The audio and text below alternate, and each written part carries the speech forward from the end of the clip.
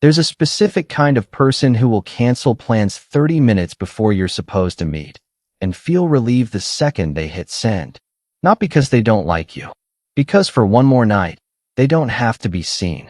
They'll tell you they're just independent, that they're not really a people person, that they're better off alone. But underneath that story is a much older one, a nervous system that learned, decades ago, that closeness comes with a price. And the safest way to never pay it is to leave before anyone else gets the chance to. Psychologists have a name for this pattern. It's called avoidant attachment, and it's not a personality trait. It's a survival strategy built in childhood, running quietly in the background of adult life. In the next few minutes, we're going to unpack exactly how this wiring forms, why safety itself can feel more threatening than distance, and what's actually happening in the mind of someone who seems cold, but is, in reality, one of the most self-protective people you'll ever meet. And by the end of this video, you'll never look at "I just need space" the same way again. Here's the paradox that confuses almost everyone who loves an avoidant person. The closer things get, the further they pull back.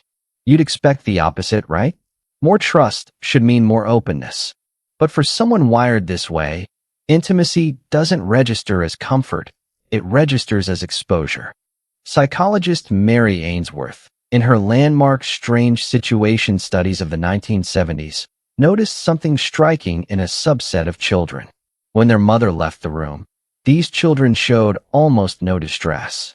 When she returned, they didn't run to her, they ignored her, or actively turned away. At first glance, it looked like independence. Ainsworth knew better. These children weren't calm. Their heart rates and stress hormones were elevated the entire time.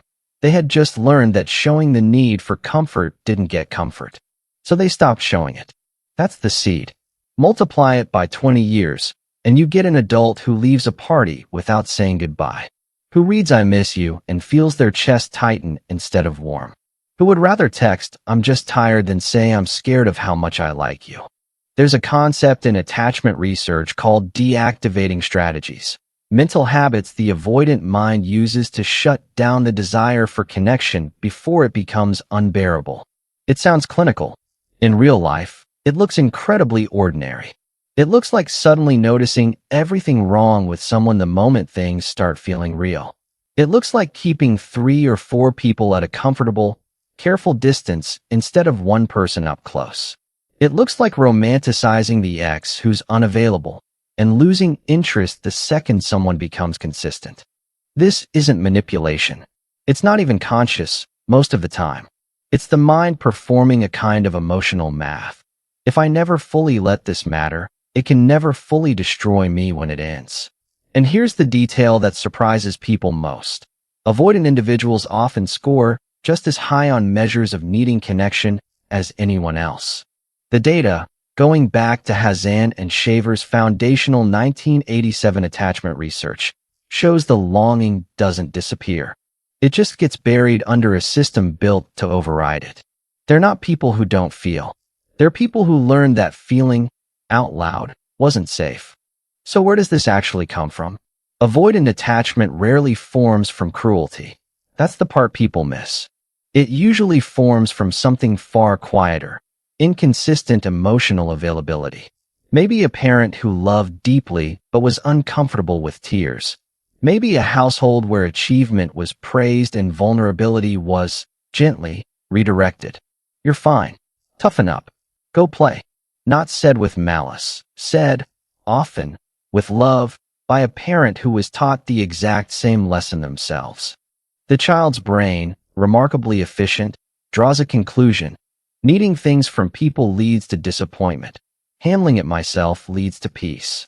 So self-sufficiency becomes the identity, not a preference, an armor, forged before the child even had the language to name what they were protecting themselves from. Fast forward 25 years, and that same nervous system is sitting across from someone who says, "I really like you."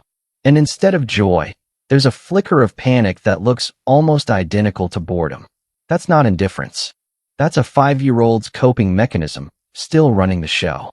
Here's the sentence you'll hear from almost every avoidant person at some point. "I'm just better off alone." It sounds like confidence. Psychologically, it's often the opposite. It's a story built to make an unchosen pattern feel like a chosen preference. It's far easier to believe I don't need people than to sit with I'm terrified people will confirm what I already fear about myself. And this is the cruel irony at the center of avoidant attachment. The very thing they fear, being left, being unimportant, being too much or not enough, becomes the thing they manufacture, over and over, through their own withdrawal. Every time they leave first, they get to feel in control of an outcome that, deep down, they believe was always coming anyway. It's not that they don't want love. It's that they'd rather engineer the ending than risk someone else writing it.